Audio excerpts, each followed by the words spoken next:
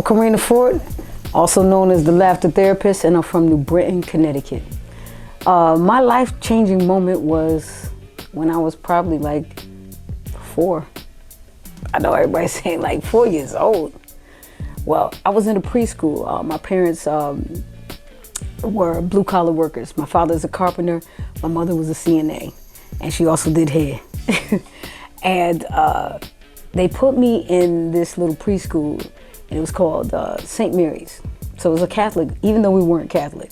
It was one of the best preschools. So it was great until one day they had like a younger nun come in, and that young nun played a game called Colors. And I didn't know what it was. You know, I'm a kid, I'm thinking it's cool. And she said, all right, everybody who has this skin color, go over here.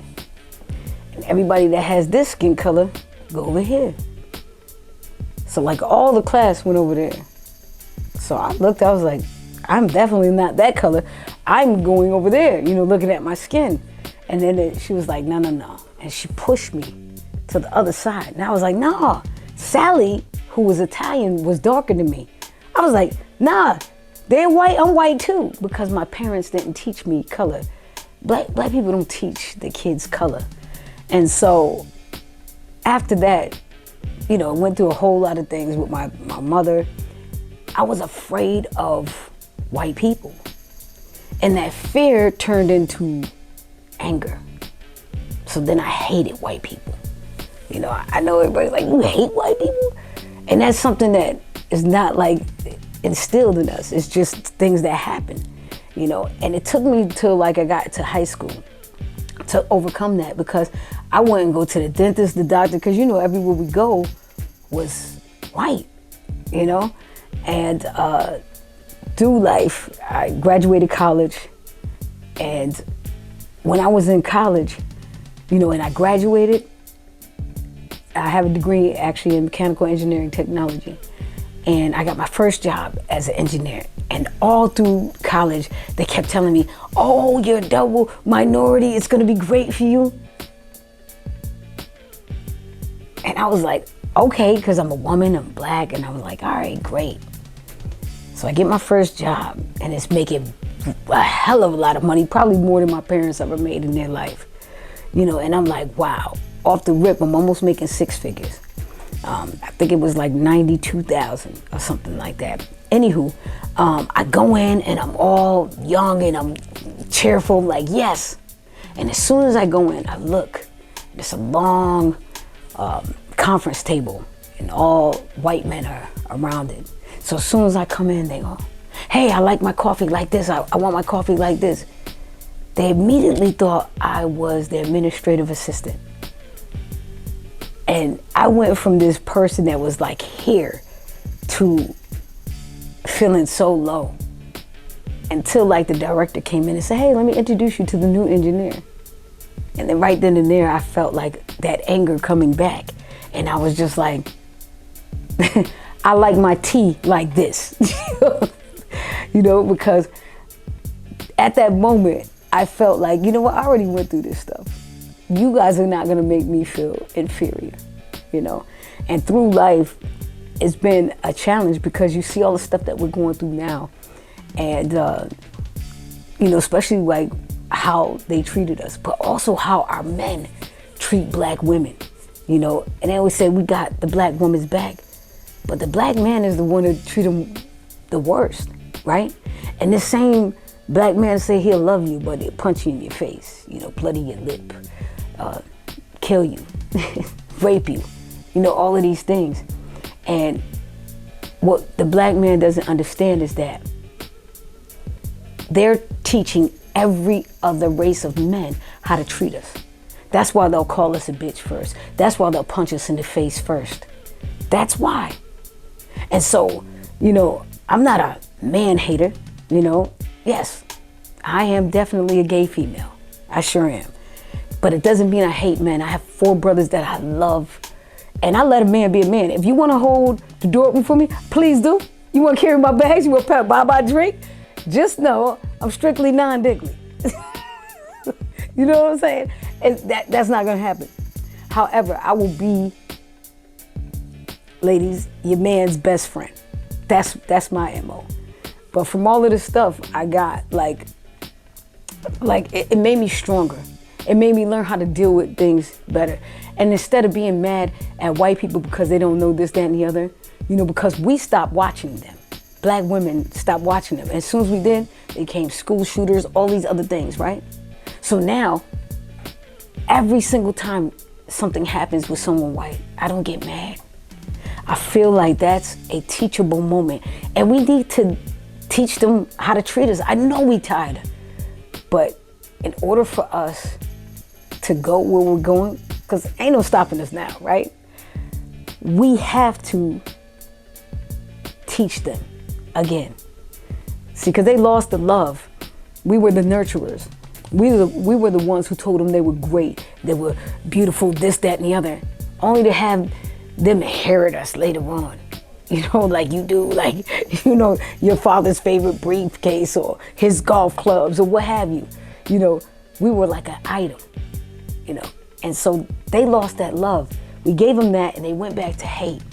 So that never came back, you know what I mean? And it always brings me back to being in that, that little 4-year-old girl saying, what happened? What is this? But I didn't know it was bigger than me. And now at this age, I feel like, I'm a comedian. I'm a comedian, and I'm actually a life coach, so I teach people this stuff. And there's a lot of white people that I have as clientele, and they just want to know, how can they help? Because there's some good white people out there, y'all. Just gotta pay attention, man. They out there, And look, that's just part of my story. There's so many other facets, but that's one that really changed me to be the person that I am today. And I'm thankful for that. And if you want to see more of me, hey, I got Facebook, Instagram. I'm Karina, K''Rina FORT. On Facebook and YouTube. Yeah, I'm funny too. I'm funny. Instagram is KRINA FORT and the number 1. Check me out. Never know, you might need a coach.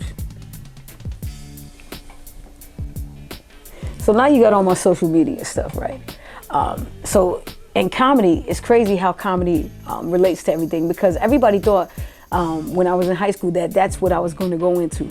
And I was like, no, my father had other plans, because I told him I wanted to be regular people, go to the military and all of this stuff. I said, I just want to be a regular person. He said, come on, get in the truck. I got in this truck and we went down to the avenue, and the avenue had regular people. I was like, yeah, I'm going to college. You know what I mean? So that was the thing. And he was like, come on, you got brothers and there's a lot of y'all. So I need somebody to get a scholarship, which I did have one for running track.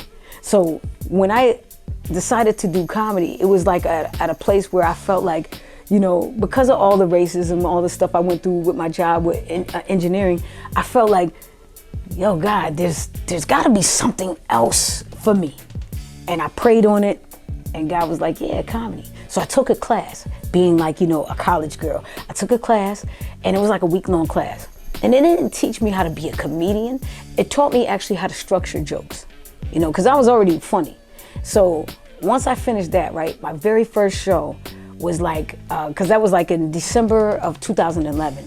And then my very first show was January 4th. I know, I'll never forget it, right? 2012, whatever. So I was just like, all right, cool. Let me get into this. Let me do this. Oh no, 2011. I started the class in 2010.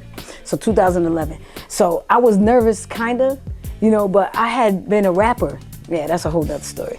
I had been a rapper, so being in front of people was nothing. It was just that when you're doing music, it's different, because somebody can vibe off your beat. But when it's just you in the crowd, you better be funny. You know what I'm saying? So when I got there, I already kind of had my jokes in my head of what I was gonna say. But I didn't know what I was gonna say in the beginning. So in walks these, because we're in like Yale, I'm from Connecticut, like I told you. And so we're like in the Yale area. So 4 black young men walk in, and they were Yale students. And they came in, and as soon as they came in, I was like, yeah, and we got to give it up to we got to give it up to superstars in the building or whatever like that. And it was like, who's superstars? And I was like, Onyx. And they played along with me. They don't know me for Adam. I was just like, and it was just like, yo. And it was crazy. And from that, I banged it out. I couldn't believe it. And then a bunch of comedians came up to me and was like, yo, how long you been doing this? I said, today. And they were like, yo, you crazy. And so they were like, yo, I've been in this game for 1.5 years and you're right where I am. I was like, oh shit, comedian, you got something. And so now when I go into a crowd, I'm able to feel what maybe somebody is, I don't know how. I don't know people. I already know what I'm gonna say in the beginning and end. And in the middle, I don't know what I'm gonna say until I fill out the crowd. And I walk around and I fill out the crowd and then I just take stuff. Cause I never wrote jokes. I have bullet points, you know? And from those bullet points, I could make that crowd laugh. And not just ha ha ha ha, like continuous laughing. You know what I mean? So I'm just like, okay, you really got something, girl. You got something. So I'm in my 10th year and I said, what am I gonna do?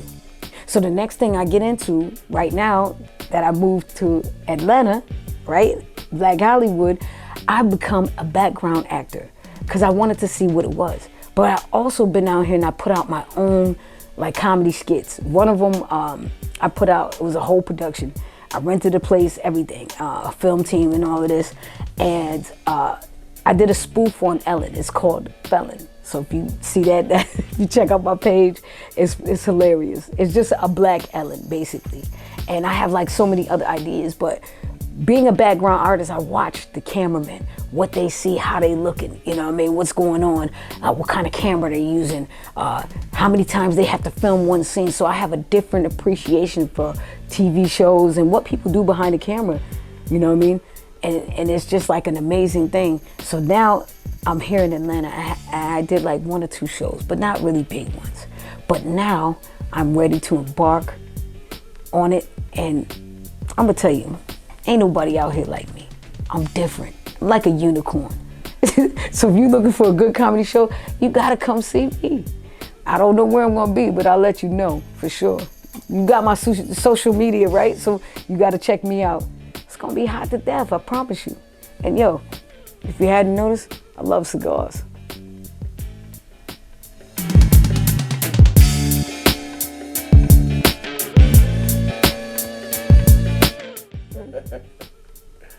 All right. Hey, my name is Karina Ford again. Man, I talked about everything, right? So I talked about when I was 4 because it was instrumental to me, because that's at a ripe age where you can, dictate a lot of things with kids. At that age is very, like, you could teach them lessons or teach them a different language, you know, at that point. And so from being that little girl to being afraid of white people to now speaking up and saying what's on my mind and living out my dream, you know what I'm saying? These are the things that resonate with me the most. And I have brothers, you know what I'm saying? So brothers, if you don't do anything, I don't care if you date women out of your race, it doesn't matter. But you have to put sisters first. You gotta protect them. Every other race does except us. And this is the thing, you know, it's very important. It's a reason why black women are the most educated in America. Real talk. You know what I'm saying? Because everybody's against us. You know, you forget us. Yeah, everybody's against black people, but the black woman is at the bottom of the totem pole. It's the white man, the white woman, the black man, and then everybody else, and then the black woman. So we need to change that narrative. You know what I mean? And look, I went from being afraid of white people to owning Apple stock. That shit is crazy, right? Yo, and that's how I got here.